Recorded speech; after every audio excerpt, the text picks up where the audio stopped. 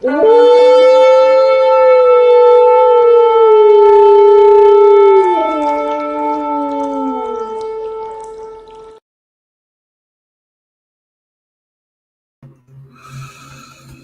friends, and welcome to this episode of the Watchdog. This is a Watchdog special report, which means we are only going to be focusing on not only on one topic, but usually just on something that is not necessarily in the recent news, though it might be related. Blah, blah, blah, yada, yada. You guys get the point. Today's subject is going to be the Antisemitism Awareness Act. We're actually going to read the entire Anti-Semitism Awareness Act in full, which may seem like a daunting task, but actually, as far as government legislation goes, it's a fairly short bill. There's been a lot of talk about the Anti-Semitism Awareness Act, what exactly it does, what exactly it is, what exactly it means. There's been many online influencers and news pundits and etc. who have made claims that this is going to be a violation of free speech, that this is going to criminalize the New Testament, and so on and so forth. And while there's some truth and some lack of truth to the whole situation, we figure rather than just sitting up here and telling you, hey, this part's true, this part's not true, maybe it'd be a better idea just to read it to you, and you can actually see for yourself what is true and what is not true as it pertains to this bill. So, again, this is not going to be one where we're reading articles or anything like that. This is a special report, and I want to just go through some quick channel housekeeping before we go any further. So if you're here, please remember to like and share the video. Please consider subscribing to the channel if you have not done so, and hit the bell to get notified every time we go live. Remember, you can follow us on various social media platforms. I am on Facebook, Twitter, Minds, Truth Social, MeWe, Telegram, and I believe that is all, and Gab, at the tag TheCynicogue. Certainly appreciate anybody who is following us there. If you are on any of those websites, please do remember to share this video to those websites. Remember also that you can leave any questions, comments, criticisms, concerns, critiques, anything of that nature in the comment section down below. And if you'd like to contribute to the journalism that is being done on this channel, you may do so either by giving a one-time donation to the PayPal or a monthly subscription to the Patreon. Those of you who do decide to give to the Patreon, remember that we are going to be relaunching that blog on there. As it stands right now, the blog has been defunct for quite some time, but nevertheless, we are planning on getting that up and running yet again. Excuse me. And so you do at least get something for your money if you decide to contribute to the Patreon. So, but not at this very moment. That's coming. It is not here at the moment. But anyways, if you guys want to support the stuff we're doing here, you can definitely consider giving to our Patreon. And of course, we always want to remind everybody to follow us over on Rumble at the tag TheCynicogue. We are, well, these kinds of videos can sometimes find themselves taken down, right? We've said it before. We'll say it again. It's an unfortunate fact of life. These kinds of videos will often find themselves taken down from YouTube. YouTube does not like political conservative content, or conservative political content, I should say. And we've had videos taken down before. Now, you can find those videos after the fact on Rumble. Okay, but also there's always the threat that this channel in total is eliminated. And so not only is that a good place to find the episodes that get deleted, but it's also a good backup to have just in case the entire channel gets deleted. So please do consider following us on Rumble. Remember, when you follow on Rumble and actually use the platform, you are also fighting back against big tech censorship, right? The big tech overlords rely on the fact that they have complete and total domination over each of their respective fields, whether that be the social media field that Facebook has, search engineering, that's not a word, but being a search engine in the case of Google, or video platform sharing in the case of YouTube. They rely on the fact that you won't use their competition in order to make these kinds of rules. So they will have to start bending to your will if, in fact, you will not allow them to have that domination. So please do consider following on Rumble and using your Rumble account, if for no other reason than it will help further the cause of internet free speech, not only in America, but of course in the world. That's pretty much all we have for the channel housekeeping today. Again, this is a Watchdog special report on June the 5th, 2024. We are asking the question, what is the Anti-Semitism Awareness Act? And we are going to answer that question by reading the act in full. All right, so here we go, ladies and gentlemen, and I hope you find this to be interesting. So we start off, obviously we've got this title here. House Resolution is what HR stands for. So this is House Resolution 6090. And it says, an act to provide for the consideration of a definition of anti-Semitism set forth by the International Holocaust Remembrance Alliance for the enforcement of federal anti-discrimination laws concerning education programs or activities or for other purposes. So, right off of the bat, a couple things that need to be clarified here, okay? First and foremost, you will notice that this is concerning education programs or activities. And while it does say for other purposes, these purposes, as we'll come to find out, are things which are specifically geared towards the Department of Education or under the influence of the Department of Education, I guess you could say. Let me go ahead and get a drink of my coffee here. Meaning that this law will likely not affect any American citizen who is actually hearing about it, right? It is a law that will certainly have impact on college students. It is a law that will certainly have some impact on high school students, but it is not a law that is going to have an impact on the majority of people for the majority of their lives, unless, of course, they are in some kind of a educational institution that is being paid federal money. Okay, now that does not necessarily mean that this law is all fine and dandy just because it's not going to be impacting the majority of people, right? That's not at all what that means. But it is important to note what the law does say and what the law does not say. The law, if you say some heinous anti-Semitic stuff on your way down the street, or if South Park tells a joke that a good deal of people find anti-Semitic, or if you take a position against the state of Israel that is not anti-Semitic, but which nevertheless, and we'll get to why that's important in a minute, but which nevertheless could be defined as anti-Semitic by certain groups who have no idea what they're talking about, that is not something that the federal government is going to be able to prosecute you for or punish you for in any capacity, according to this bill.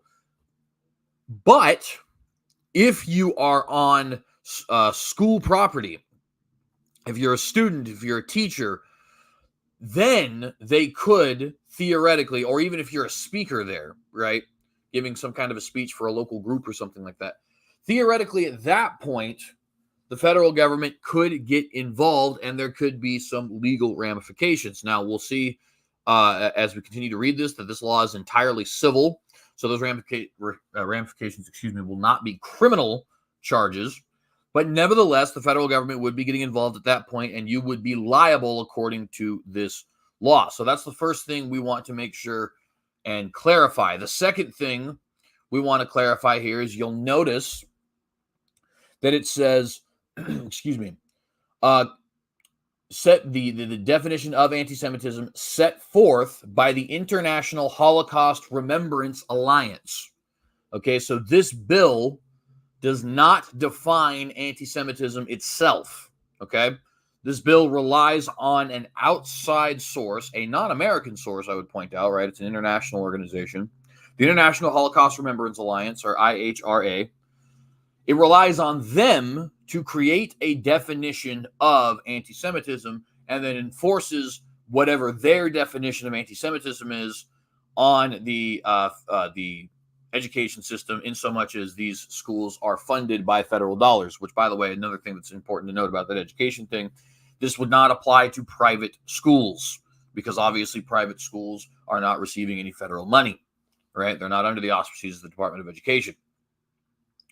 So we want to take a brief pause then and read the working definition of anti-Semitism on the website of the International Holocaust Remembrance Alliance. So let's go ahead and pause and do that very quickly.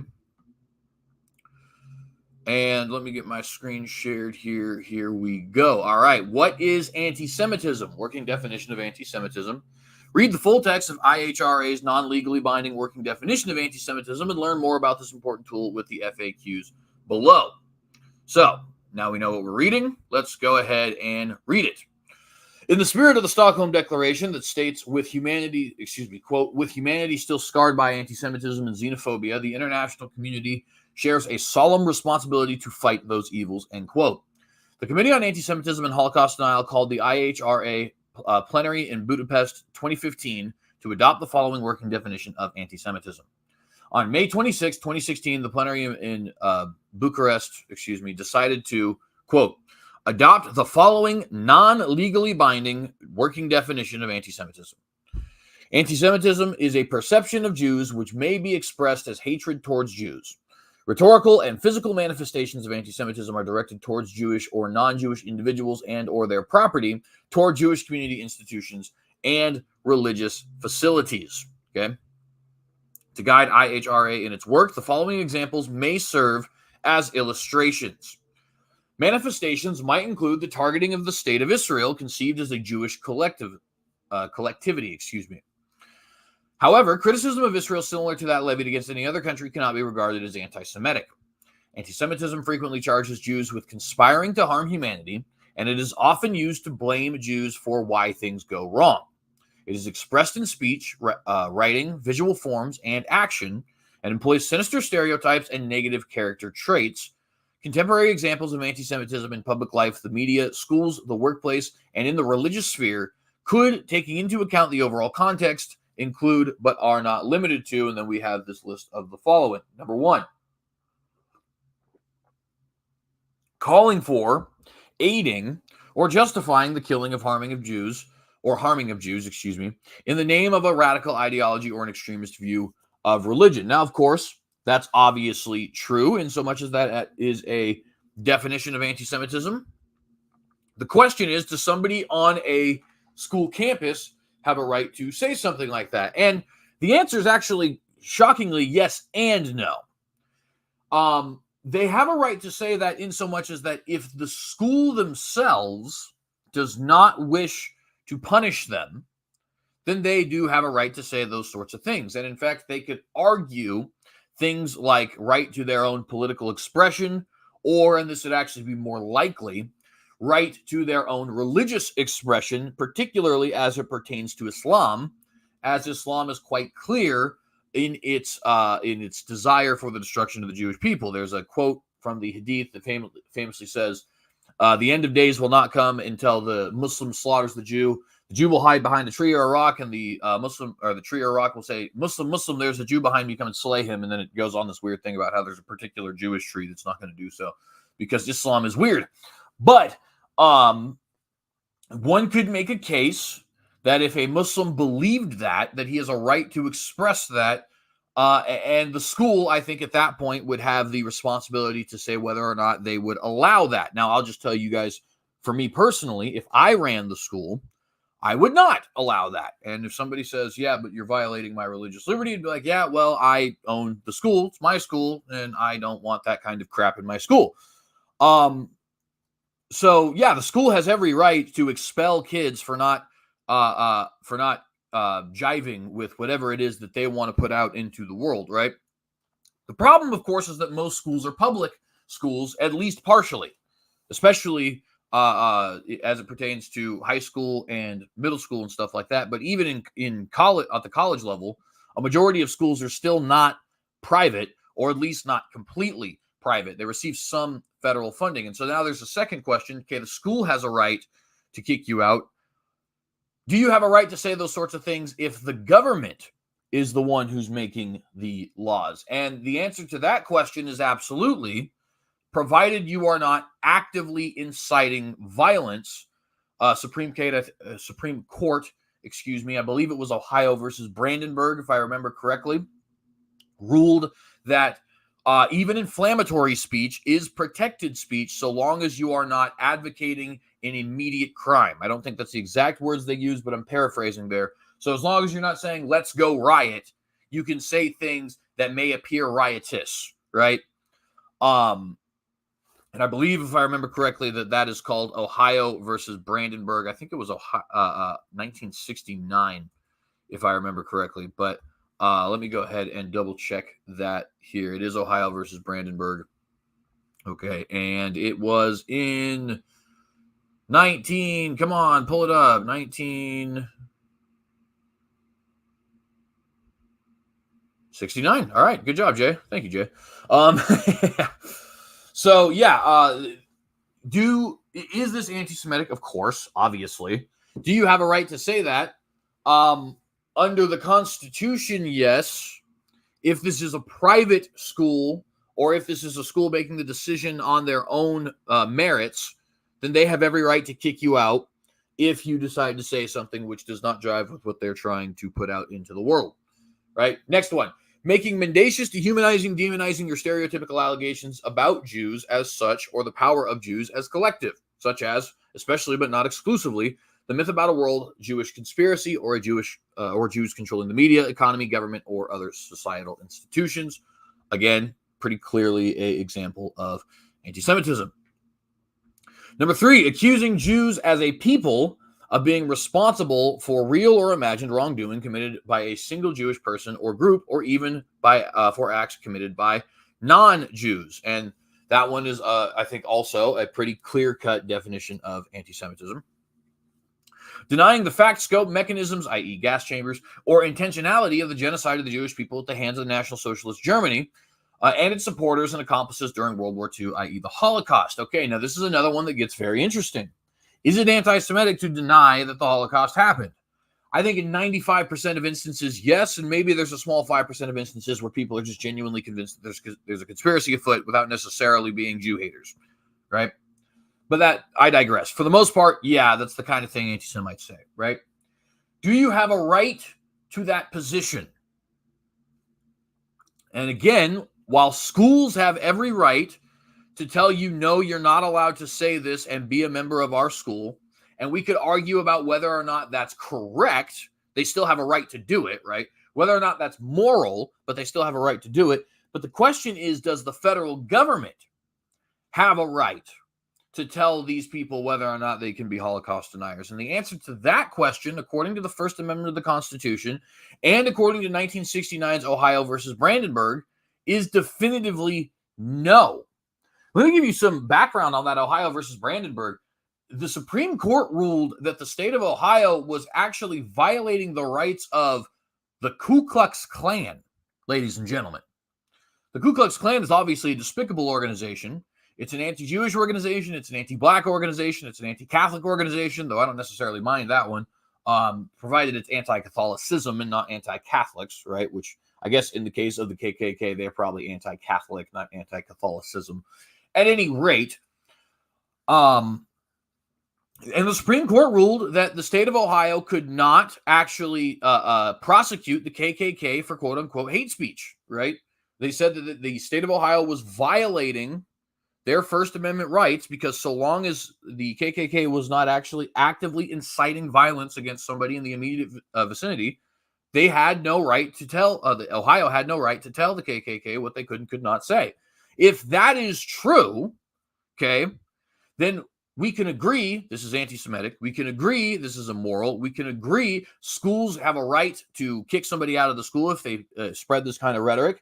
And we can agree that a debate needs to be had about whether or not the school is moral in doing so, while admitting they have a right to do so. And all of that can be agreed to, and we still say, but that doesn't mean the federal government has a right to force the issue.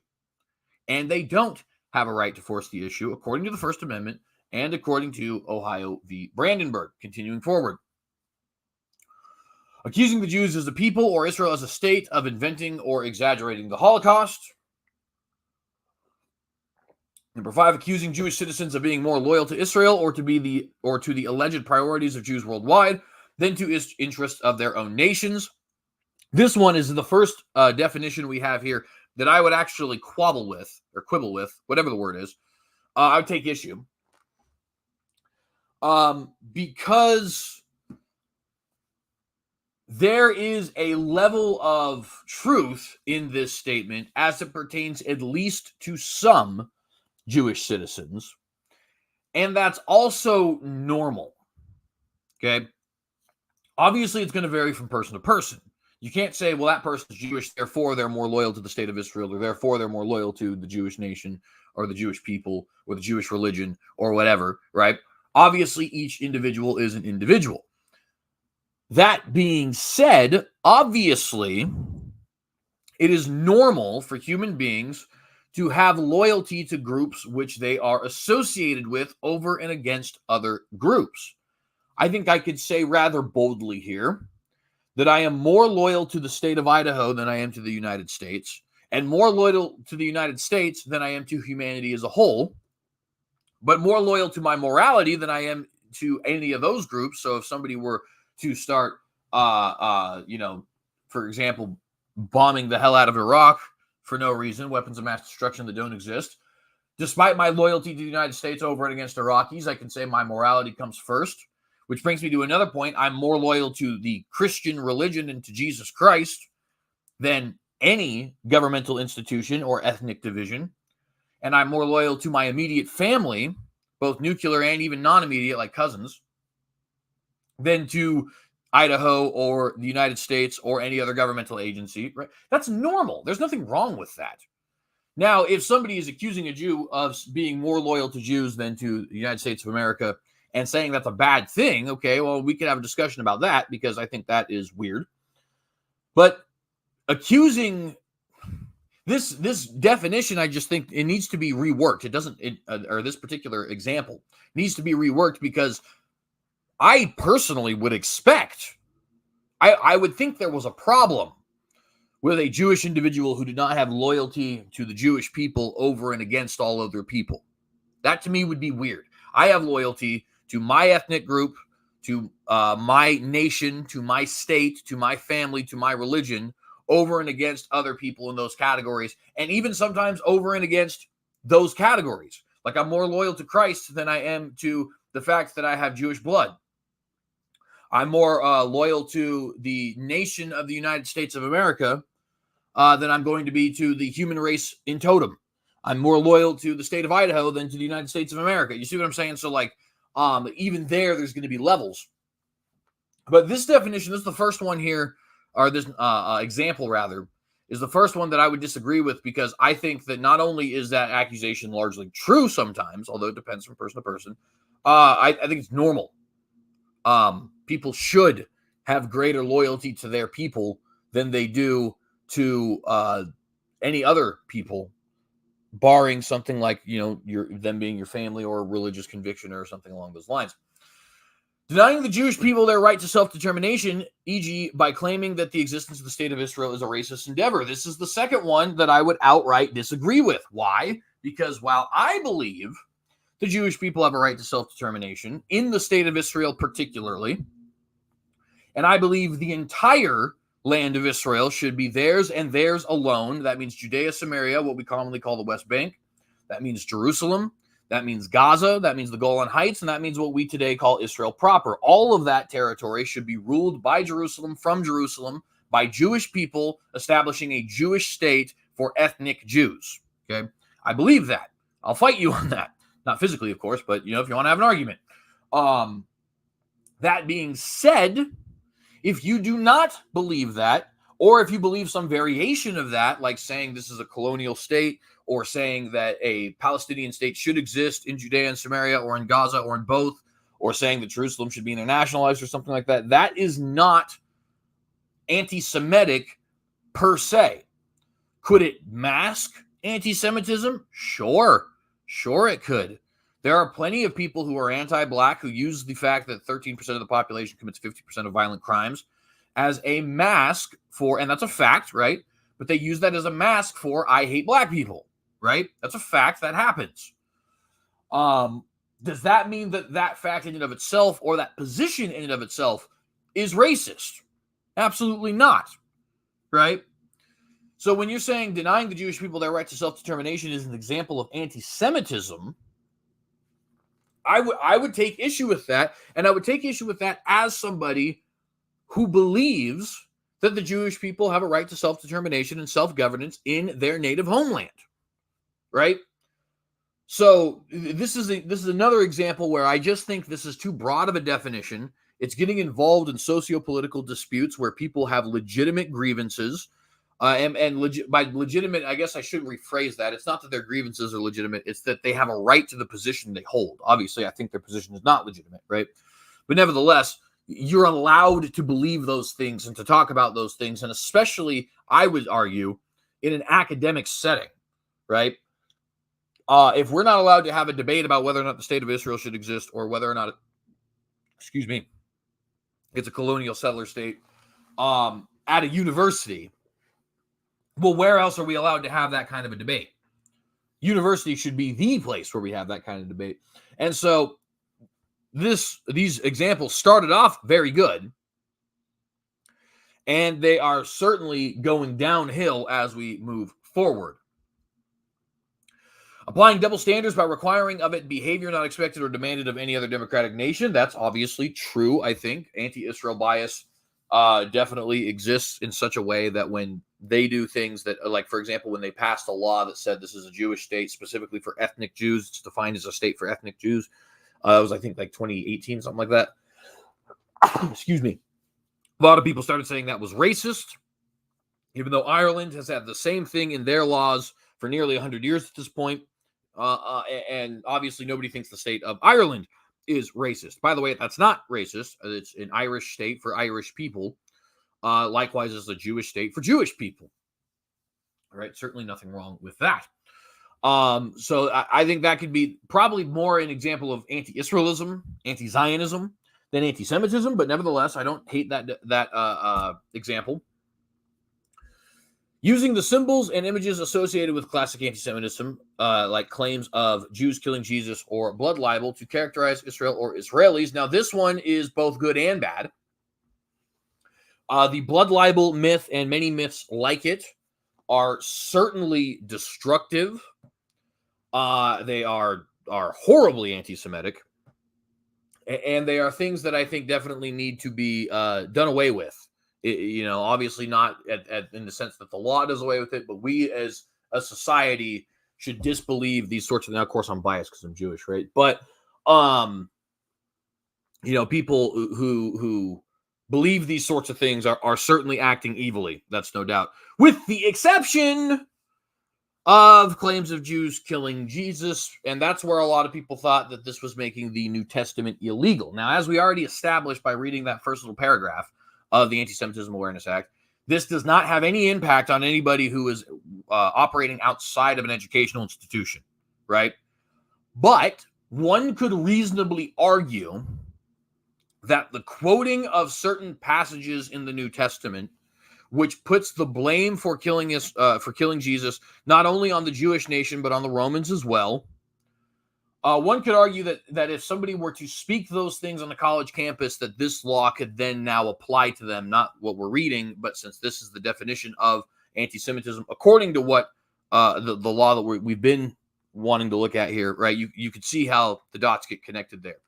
Now, it is important to note that Christians do have a history of violent anti-Semitism as a whole. You just recently heard me say I'm Jewish, right? I take an awful lot of pride in that fact. One of the things about being a Jewish Christian that really sucks is all the Jews think that you're a fake Jew and all the Christians think that you're a fake Christian. It's super irritating, if I'm being honest with you. And it's something that I think only gets worse when you're outside of the United States. I mean, God forbid you go to Israel and declare yourself a Messianic Jew, and they'll just straight up tell you, actually, you don't qualify as Jewish under our laws, right? So it's definitely a problematic thing. Likewise, Jews have been subject to persecution for being solely responsible for killing Jesus. The entire people individually, right? Oh, you're a Jew, you killed Jesus. It's like, well, I mean, I'm born in 1998. I didn't have anything to do with that, right? And I even love Jesus. So you can, these things have been used in anti-Semitic ways. However, is the simple sentence, the Jewish nation is responsible for killing Jesus corporately, anti-Semitic? No, it's just factually true. And I love when people say the Jews didn't kill Jesus, the Romans did. Because essentially what they're saying, and by the way, that's also true. They both did it. It was a tag team effort, right? And frankly, if you understand Christian theology, you killed Jesus because he died for your sins. But I digress. But I just love when people say that, because it's kind of like saying, no. It's wrong to label the entire Jewish nation as being corporately responsible for this, but it's fine to label all the Latins. You know what I mean? Like, that's a little hypocritical. Now, again, it is the kind of thing that has been misused and abused by anti-Semites for millennia. So there does need to be a balancing act here. And while the Jewish nation corporately is responsible for killing Jesus, that's not the modern state of Israel, nor is it modern Jews, nor is it each individual Jew. In fact, there were many Jews, even in the first century, who were Jesus lovers. For example, Paul, the apostle, who was Jewish, and Peter, who was Jewish, and John the Baptist, who was Jewish, and Mary, the Virgin, who was Jewish, Mary Magdalene, who was Jewish, James and John, and a lot of people believe Luke might have been half Greek, half Jewish, and so on and so forth, right? Obviously, there were a lot of Jews even at that time who loved Jesus. Oh, and by the way, Jesus is Jewish. Shocking, I know. But nevertheless, this is one of those things where I could see where people are concerned with this definition, and knowing the way schools and governments operate, I am also concerned with this particular example, because I know for a fact it will be used against well-meaning Christians who are not actually saying anything anti-Semitic, but are simply quoting scripture. Now, it'll have to be used in academic context, of course, because this doesn't apply to people in their day-to-day life. This is not making the New Testament illegal, okay? But this kind of a problem will certainly show up at some point, no doubt, where somebody is quoting the New Testament, some passage where it says the Jews killed Jesus or something to the effect. And even though that person is being careful to say, I'm not blaming each individual Jew, and the guy who wrote this himself even was a Jew, it's not like being a Jew makes you responsible, yada, yada, and he gets all the caveats, to the general, right? The school will still kick him out, and they'll cite Antisemitism Awareness Act, which will cite International Holocaust Remembrance definition of anti-Semitism, and then we'll have this big kerfuffle and end up having to go to court over the matter, right? It's going to happen, certainly. Drawing comparison of contemporary Israeli policy to that of the Nazis. Is that anti-Semitic? No, it is not. It's stupid, certainly. You're wrong. In fact, you're an idiot. But is it anti-Semitic? Should you be allowed to say it? No and yes, respectively. Okay? Obviously, at this point, if you're saying that you're not allowed to say the state of Israel is a racist settler state, and you're saying that you're not allowed to say drawing comparisons to contemporary Israeli policy is the same as drawing comparisons, or is the same as Nazi policy, rather, what you're effectively doing is you're making it illegal for the other side of the Israel-Arab dispute to present their position. And somebody in the audience might be tempted to say, yeah, but their position is stupid, and it does have undertones of anti-Semitism. And it's like, okay, that's fair. But in this country, you're allowed to be an idiot, and you're also allowed to be an immoral idiot, right? Like, that's enshrined in the Constitution. Thou shalt not violate my right to be an immoral idiot. It's right there. I'm just kidding. But no, seriously, there is a freedom of speech clause for a reason. So this is another one that I don't love. And again, I say that as somebody who thinks this position, the drawing of comparisons to contemporary Israeli policy to that of the Nazis, I think this position is retarded. It's stupid, right? And I am very open about the fact that I want Hamas completely wiped off the face of the planet, and I want Gaza annexed by the Israeli state.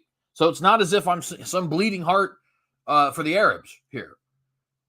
But saying that this is the kind of thing you're not allowed to say on a college campus is just a violation of these students' rights, provided that it's not the school themselves saying it, but the government saying it, and in this case, it is. Last one, holding Jews collectively responsible for actions of the state of Israel. That obviously is maybe not an example of anti-Semitism per se. It depends on the individual context. But it is certainly an example of a corporate hatred, I think. But that kind of stuff happens all the time, right? Like, obviously, Osama bin Laden was holding United States citizens accountable for things that the United States government was doing. Anyway, it ends saying anti-Semitic acts are criminal when they are defined by law. For example, denial of the Holocaust or distribution of anti-Semitic materials in some countries. Criminal acts are anti-Semitic when the target of attacks, whether they are people or property, such as buildings, schools, places of worship, and cemeteries, are selected because they are or are perceived to be Jewish or linked to Jews. Anti-Semitic discrimination is the denial to Jews of opportunities or services available to others and is illegal in many countries. And of course, all three of these points are true. Our country is not one of those countries where such things are illegal. All right, so that was a pretty large aside, but we had to understand what the definition was. So now to reread, to provide for the consideration of a definition of anti-Semitism set forth by the International Holocaust Remembrance Alliance, you now know what that definition is. For the enforcement of federal anti-discrimination laws concerning education programs or activities or for other purposes, and you now know this is solely for the educational sphere. Pressing forward, we are short on time. 1. Being enacted, no, that's not necessary. Being enacted by the Senate and House of Representatives of the United States of America in Congress assembled, this act may be cited as the Anti-Semitism Awareness Act of 2023, Section 2, Sense of Congress. It is the sense of Congress that Title VI of the Civil Rights Act of 1964, 42 U.S.C. 200D, at sec, whatever that sec means, I don't really know, honestly, prohibits discrimination on the basis of race, color, and national origin in programs and activities receiving federal financial assistance. So, again, this is not making it illegal to say that long laundry list of things that we just listed. It is prohibiting discrimination on the basis of race, color, and national origin in programs and activities receiving federal financial assistance. Now, again, that's still a problem, but we need to be clear about what the problem is and what the problem isn't. The problem is that we should not be controlling students' speech at a federal government level, okay? The school has every right to decide whether or not such speech is allowed on their campus. And we have every right to debate whether or not the school's decision to allow or to disallow said speech is moral. But the federal government does not have a right to tell the school that such speech is immoral, okay? But nevertheless, let's be clear about what we're talking about here. The national origin, the law is saying you're not allowed to discriminate on the basis of race, color, and national origin in programs and activities receiving federal financial assistance. So that would be things like colleges, like schools. I guess you could argue hospitals, maybe, so on and so forth, right?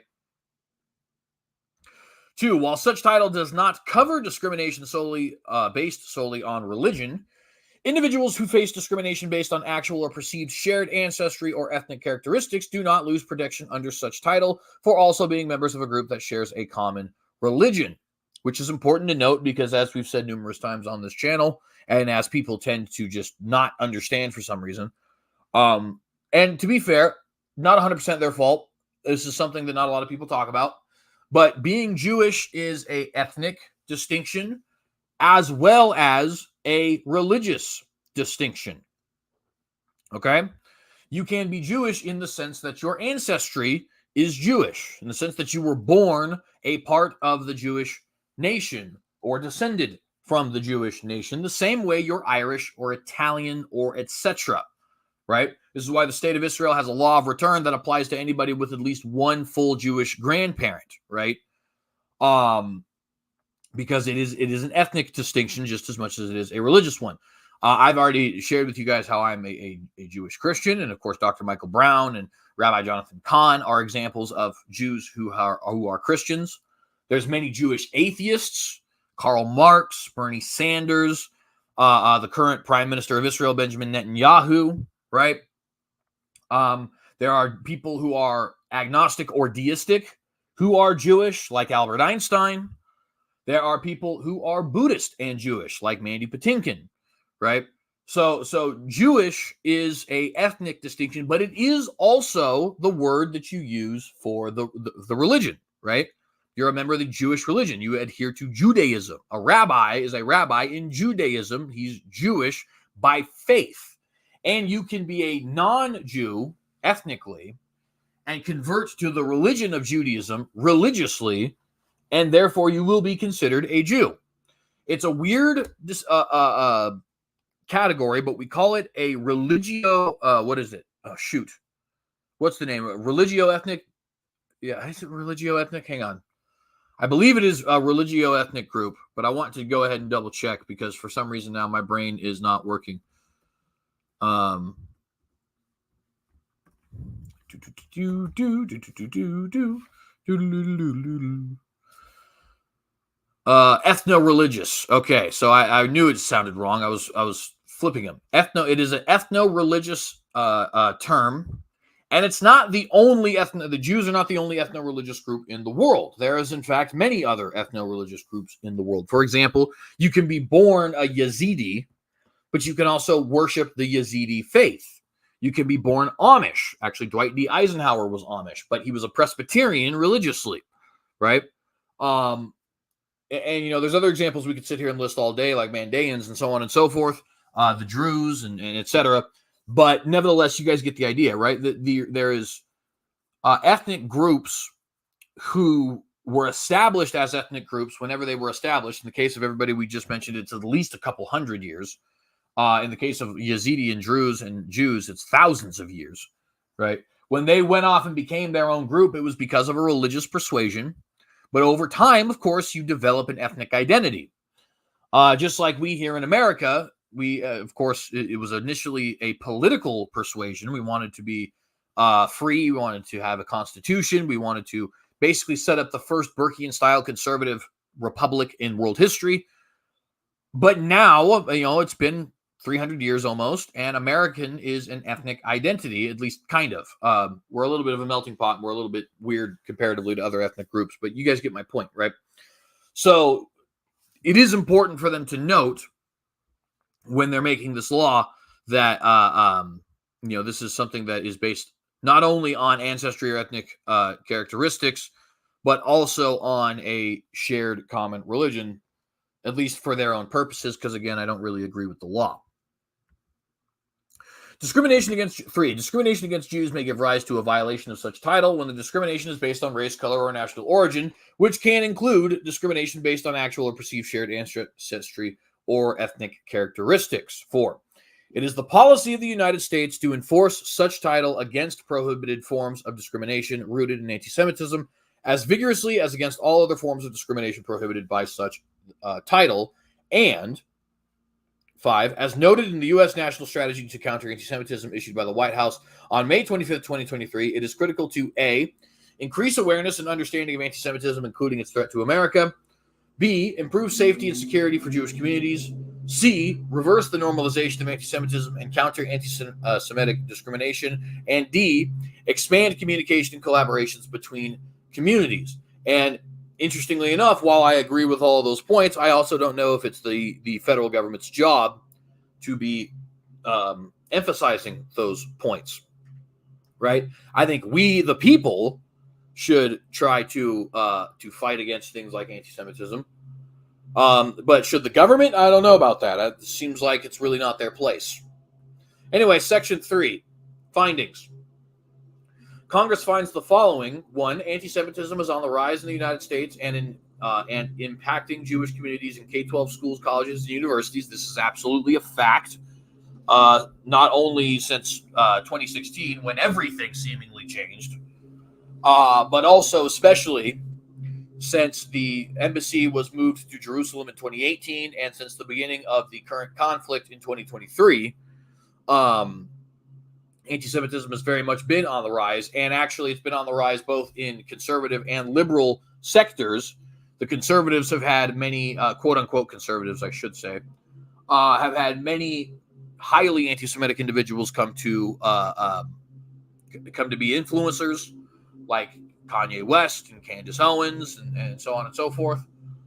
And, of course, the liberals have been very well anti-Semitic at this point for going on 40 years. And it's actually weird that the old guard of the Democratic Party is still as pro-Israel as it is, because the progressive left is as anti-Israel and anti-Jewish as you could get, right? So this is definitely true. Number two, the International Holocaust Remembrance Alliance, referred to in this act as the IHRA, working definition of anti-Semitism, is a vital tool which helps individuals understand and identify the various manifestations of anti-Semitism. We read over that, and as you guys ended up seeing, I don't entirely agree. I think some of their examples of anti-Semitism are certainly good examples, and some of their examples of anti-Semitism are definitely going overboard, even if the positions expressed therein are stupid. 3. On December 11th, 2019, Executive Order 13899 extended protections against discrimination under the Civil Rights Act of 1964 to individuals subjected to anti-Semitism on college and university campuses, and tasked federal agencies to consider the IHRA working definition of anti-Semitism when enforcing Title VI of such act. This is important to note, if for no other reason than a lot of people want to say, oh, yeah, you see, this is the Biden administration. No, excuse me. It is a Democrat Senate and a Republican Congress, and it is a law that has been, in this case, signed into law by a Democratic president, but with precedent that was signed into signed into law by the Republican president, which preceded him, and also may end up succeeding him. We'll see what happens. Number 4, since 2018, the Department of Education has used the IHRA working definition of anti-Semitism when investigating violations of that Title VI. Number 5, the use of alternative definitions of anti-Semitism impairs enforcement efforts by adding multiple standards and may fail to identify many of the modern manifestations of anti-Semitism, which, of course, is problematic because, as we said, the definition and examples given by the IHRA are, in some cases, boulder dash, right? So this is not a useful bill. It's also not useful. I'd just like to point out, not only is the IHRA's definitions and examples not consistently good, and not only is this a bill that's passed that's not necessarily the federal government's place, but it's also just not good precedent to say, hey, we're going to enforce this definition. Who gave this definition? Oh, some international body that actually has no power over the United States of America and is not even based in the United States of America. You see what I'm saying? Like, the bill, I'd still hate the bill, but I would feel less queasy about this bill if the bill defined anti-Semitism within itself, or if the bill referenced the definition of anti-Semitism that was American, right? But the fact that this bill is actually referencing a definition of anti-Semitism that is concocted by a group, by an international intergovernmental body, I think is a problem. I don't think that is a good thing at all. And really, it's a step towards losing our sovereignty, I think, albeit a small step. Number 6, the White House released the first ever United States national strategy for countering anti-Semitism on May 25th, 2023. That was nearly a year ago, actually over a year ago, making clear that the fight against this hate is a national bipartisan priority that must be successfully conducted through a whole of government and society approach. What exactly that means, we'd have to read the national strategy to figure out. But nevertheless, as you guys already know, I don't believe it is the government's place. Maybe local state governments, maybe individual schools, maybe individual communities. Obviously, I am Jewish, so I don't like anti-Semitism, and I'm a human being, so I don't like it in that sense either, right? Racism is bad. I know we live in a post-progressive world, and so it's tempting to say I don't care about racism, but you should care about racism, okay? It's just you should care about genuine racism, right? If you say, hey, I think I have a right to fly a Confederate flag, or I think I want to preserve history, therefore don't take down statues, or hey, there's a problem with the black community and the crimes they commit, or hey, I believe that the Jewish nation corporately did execute Jesus just as the Roman nation did, and said, like, there's so many things that get accused of being racist that aren't. That's the problem. The problem isn't the fact that you're being accused of being racist. The problem is that you're not. You see what I'm saying? South Park is not racist because it makes Jew jokes. South Park is funny because it makes Jew jokes. Okay? No, racism is when you actually hate Jews. And by the way, Matt Stone is Jewish. So in case anybody says, well, what if they do hate you? Yeah, well, they don't. Matt Stone's a Jew, so try again. But That's not racist. That's not anti-Semitic, right? Supporting Trump, not racist, not anti-Semitic. Supporting Putin if you're in Russia, not racist, not anti-Semitic. You know what I mean? Being against BLM, being against DEI, not liking Obama, these things are not racist. That's the problem. The problem is not that this word doesn't mean anything. The problem is that it does mean something and you don't fit the qualifications for the things that they're accusing you of. But when you see somebody walk up to you and start like harassing black people for being black, that's a problem. That is a problem. It's immoral, right? And we as conservatives, more so than any other group, especially those of us who are Christians, Christian conservatives more than any other group, need to be very clear that we're not going to fall into this trap of white boy summers and red pills simply because it's tempting. I know it's tempting, okay? But the whole point of being a Christian conservative is that, number one, Christ above all, and Christ says to love your enemies, right? Christ says to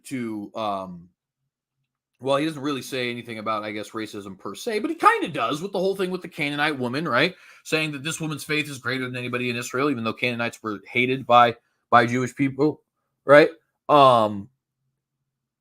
So, you could use that. Obviously, Paul says there's no Jew nor Greek, and he's speaking by inspiration of the Holy Spirit. And he's saying that as far as, in Christ, there is no Jew or Greek. We're all one. We're all equal, right? And as a conservative, you are wanting to conserve the traditions that have been passed on, especially if you're a traditionalist conservative like myself, Burkean style. And that includes the Constitution, which says, something that is influenced by the Declaration, which says all men are created equal and endowed by the Creator with certain inalienable rights. All men are created equal. And by the way, created equal, atheists. Endowed by the Creator. If you don't believe in God, you really can't believe in rights. I digress. That's not the point we're talking about. But my point is, for those conservatives out there who are tempted to say, I just don't care. I just don't care. Maybe I'm racist. Maybe I'm not. I don't give a damn. Don't do that. Okay? Don't do that. You, of all people, being a lover of liberty, a lover of the traditions, a lover of America, a lover of the Constitution, and especially if you're a Christian, being a lover of Christ and his church, you, of all people, cannot fall into that. We expect everybody else to fall into that. We cannot fall into that because we are the bulwark. We are the wall, the dam that is keeping the waters back at this point. If we fall, everybody falls. Okay?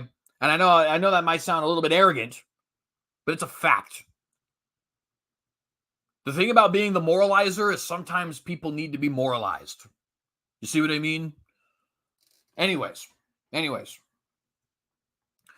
Definitions, section 4.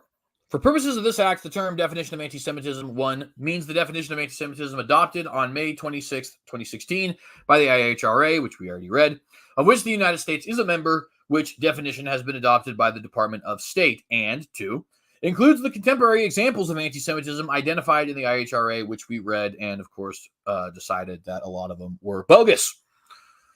Section 4, Rule of Construction for Title VI of the Civil Rights Act of 1964. In reviewing, investigating, or deciding whether there has been a violation of Title VI of the Civil Rights Act of 1964, 42 U.S.C. 200D et seq. On the basis of race, color, or national origin, based on an individual's actual or perceived shared Jewish ancestry or Jewish ethnic characteristics, the Department of Education shall take into consideration the definition of anti-Semitism as part of the department's assessment of whether the practice was motivated by anti-Semitic intent. Section 6, Other Rules of Construction. General rule of construction, nothing in this act shall be construed, 1, to expand the authority of the Secretary of Education. So, for those who are saying this is going to make the New Testament illegal, not true.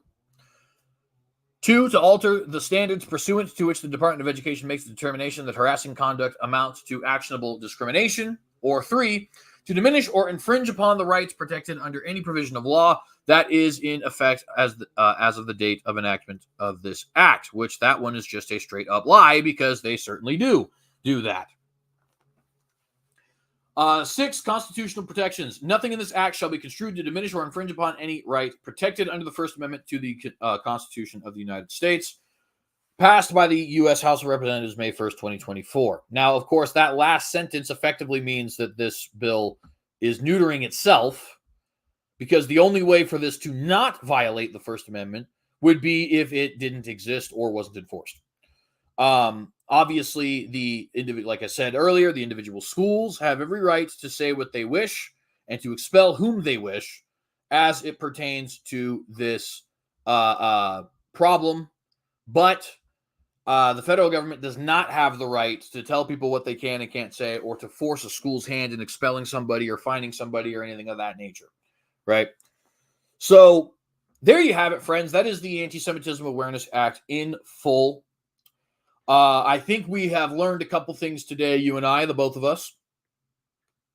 Of course, I already knew these things. But nevertheless, number one, when people are saying this is going to cause it to be illegal to take certain positions regarding Israel, the Jewish people, that is not true. Number two, when people say this is criminalizing the New Testament, that is not true. Okay? The people who are saying such things either don't know what they're talking about or are being deliberate provocateurs, and I assume it's probably the first in most instances. Though I am ashamed to say that means Tucker Carlson must not have known what he was talking about, because he's a brilliant guy. At any rate, yeah, so those two things are not true. At the same time, number three, we learned that this law is a violation of one's constitutional liberty, specifically freedom of speech, in so much as that it tells you what you can and cannot say in an academic setting. And number four, we learned that this is using not only a foreign international definition of anti-Semitism rather than defining anti-Semitism within itself, but also that it is used that in that definition there is included things which are certainly not which are certainly not anti-Semitic, or which are anti-Semitic only in certain instances. And number five, we also learned that the bill wants to claim that it's not in any way violating freedom of speech, which of course is not possible unless it's just not enforced. Like we said, guys, anti-Semitism is wrong, and I am an ardent Zionist. And the school has every right to kick somebody out if somebody is saying something that the school does not appreciate. The federal government doesn't. Okay, that's the ultimate thing we need to take away from this. The federal government does not. And by the by, you do not convince a group of people who think that the country is being run by Jews that it is in fact not being run by Jews by saying it is illegal to say that the country is being run by Jews. Okay? That should be not being a moron 101. All right? Hey, there's no cover-up, but if you say there's a cover-up, I'm going to hit you. You see what I mean? And I don't think that that's because these people are nefarious. I think it's because they're idiots. Never attribute to malice that which can be reasonably explained by stupidity. And in this case, it can be reasonably explained by stupidity. But at any rate, that is everything we have today for our special report, friends. If you like the video, please remember to like and share this video, and consider subscribing to the channel if you have not done so. Hit the bell to get notified every single time that we go live, and leave any questions, comments, criticisms, concerns, critiques, or anything of that nature in the comment section down below. Remember, you can support the work we do here either by giving a one-time donation to the PayPal or by subscribing to the Patreon. If you subscribe to the Patreon, we will be relaunching a blog titled Blogladite that will be posted bi-weekly on Saturdays, and hopefully we'll get our first in this revamped version next Saturday, so you'll get at least a little bit of a benefit for subscribing there. And of course, you'll be supporting my channel, and you'll be supporting the journalistic work that we do here, which, if I do say so myself, is very important. Follow us on various social media platforms. I am on Gab, Facebook, Twitter, Minds, MeWe, Metacalf. I'm just kidding. Metacalf is not even a thing that exists anymore. It barely even existed. And so on and so forth. So follow us at the tag TheCynicogue, and please remember to subscribe to the Rumble as well. All right, guys, we're out of here. If the Lord wills and tarries, we'll see you here soon. And I want to ask you guys, in the face of Armageddon, will you compromise?